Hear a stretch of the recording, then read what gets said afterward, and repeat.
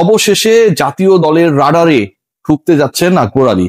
বিভিন্ন সময় এই ক্রিকেটারকে নিয়ে বিচ্ছিন্নভাবে আলোচনা তৈরি হলেও শেষ পর্যন্ত দল নির্বাচনের ক্ষেত্রে আকবরের সমসাময়িক যে ক্রিকেটাররা রয়েছেন, সেটা শরীফুল হতে পারেন, তাওহিদ হৃদয় হতে পারেন, তানজিম সাকিব হতে পারেন, কিংবা আমাদের ছোট তামিম হতে পারেন পারভেজ হোসেন ইমন, এই যে 5-6 জনের আমি নাম বললাম, তারা নানা সময় ন্যাশনাল টিমের প্রতিনিধিত্ব করলেও আকবর আলীর, বিশ্বাস করুন আর নাই করুন, 3 ফরম্যাটের কোনোটাতেই এখন পর্যন্ত জাতীয় দলের হয়ে খেলার সুযোগ হয়নি। জাতীয় দলে একবার ডাক পেয়েছিলেন আমাদের বিখ্যাত মিনহাজুল আবেদিন নানু, সেই সময়টা আকবর আলীকে কল করেছিল এবং তিনি জানতেন না যে আকবর আলী ওই সময়টায় এনসিএল এর ম্যাচে ব্যস্ত ছিলেন, সম্ভবত বরিশালে অবস্থান করছিলেন, সেখান থেকে ঢাকায় এসে জাতীয় দলের ক্যাম্পে যোগ দেওয়াটাই তার জন্য আসলে দুঃসাধ্য ছিল এবং সেটা তিনি করতে পারেন নাই। আকবর আলীকে নিয়ে এই আলোচনা হবার কারণ, অথবা আকবর আলীকে নিয়ে নীতিগত সিদ্ধান্তের জায়গাটায় বাংলাদেশ ক্রিকেট বোর্ড একটা ব্যাপারে পৌঁছানোর প্রধান কারণ, যেটা আমি সৌম্য সরকার প্রসঙ্গে আসছি, একটু অপেক্ষা করুন, সালাউদ্দিনকে নিয়েও আপডেট রয়েছে। আকবরকে নিয়ে এই সিদ্ধান্তগুলো হবার কারণ বাংলাদেশের ভঙ্গুর মিডল অর্ডার। আপনারা যদি বাংলাদেশের সেই যুবাদের কীর্তিটা একটু খেয়াল করে দেখেন, বাংলাদেশের আইসিসি লেভেলে একমাত্র চ্যাম্পিয়নশিপ সেটা অনূর্ধ্ব-19 বিশ্বকাপ জয়, সেই ম্যাচটায় আকবর যে ইনিংসটা খেলেছিলেন, 30+ ইনিংসটা অপরাজিত থেকে বাংলাদেশকে যেভাবে জিতিয়েছিলেন, যেভাবে ড্যামেজ কন্ট্রোল করেছিলেন একলা ব্যাট হাতে, সেই আকবর আলীর ভূমিকায় জাতীয় দলে কাউকে প্রয়োজন, এবং সেই কেউ হতে পারেন নাই। এখন বলা হচ্ছে যে জুলিয়ান উড, যিনি আসলে হাতুড়ি বাটাল নিয়ে ঘোরাঘুরি করেন, বিশাল একটা তার কি যেন রয়েছে, ওই অস্ত্রটা নিয়ে বাংলাদেশে এসেছিলেন এবং পরবর্তী সময় তার কাছ থেকে দীক্ষা নেওয়ার পর অরিজিনাল ক্রিকেট যেটা, ন্যাচারাল ক্রিকেট যেটা, সেই ক্রিকেটটা বাংলাদেশের ক্রিকেটাররা ভুলে গেছেন।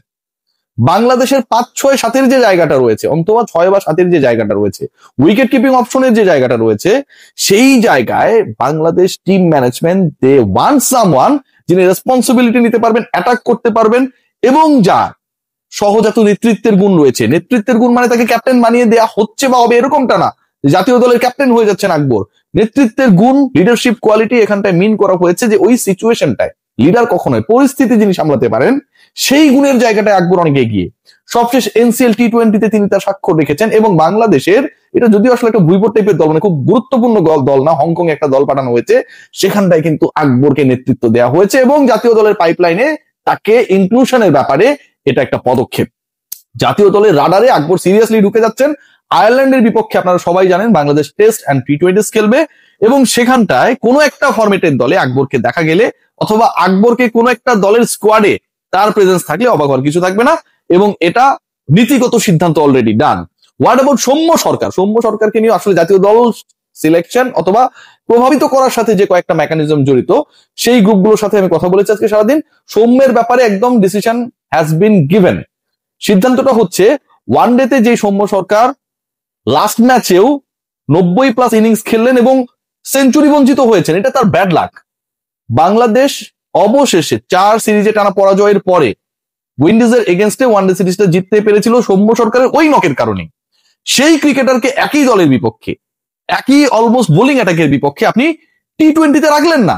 আমার অত্যন্ত প্রিয় শ্রদ্ধা ভাজন গাজী আশরাফ হোসেন লিপু ভাই, আসসালামু আলাইকুম, তিনি কি ঘোষণা করলেন যে আসলে লিটন কুমার দাসের রিপ্লেসমেন্ট ছিলেন সৌম্য সরকার, লিটন এসেছে, সৌম্য বাইরে হয়ে গেছে।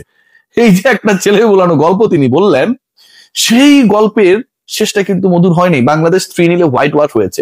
ঘরের মাঠে বাংলাদেশ 4 বছর পরে এভাবে বাজেভাবে পরাজিত হয়েছে। সো এই যে ঘটনাগুলো ঘটেছে, এন্ড অফ দ্য ডে এখানটায় রং সিলেকশন একটা বড় ভূমিকা পালন করেছে।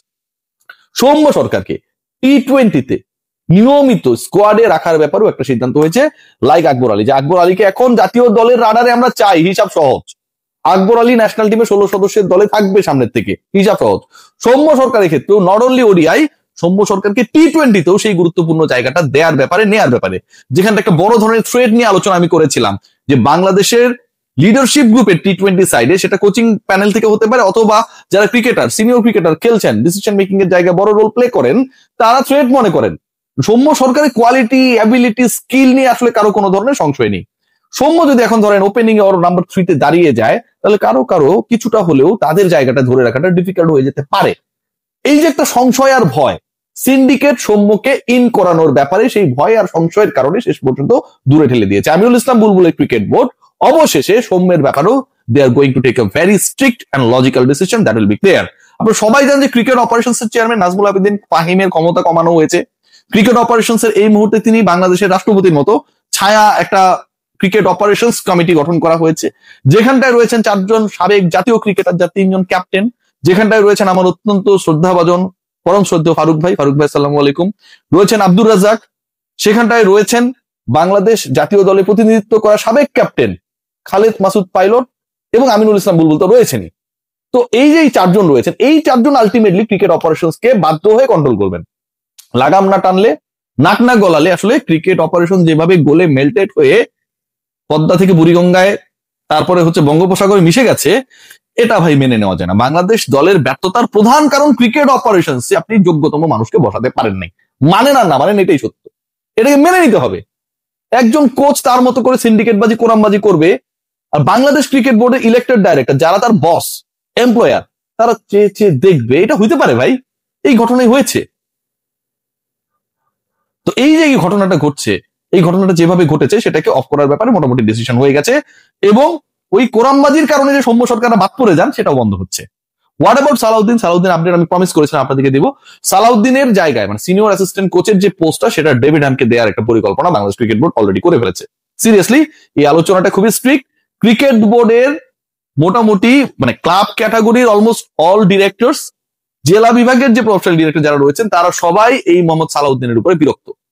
তার অ্যাটিটিউড, তার টেকনিক, তার যে স্যালারি তিনি ড্র করেন এবং এটার এগেনস্টে যে পারফরমেন্স বাংলাদেশ দল করছে, সবকিছু মিলে মোহাম্মদ সালাউদ্দিন যে আলটিমেটলি গুড ফর নাথিং এটা তারা বুঝে গেছেন।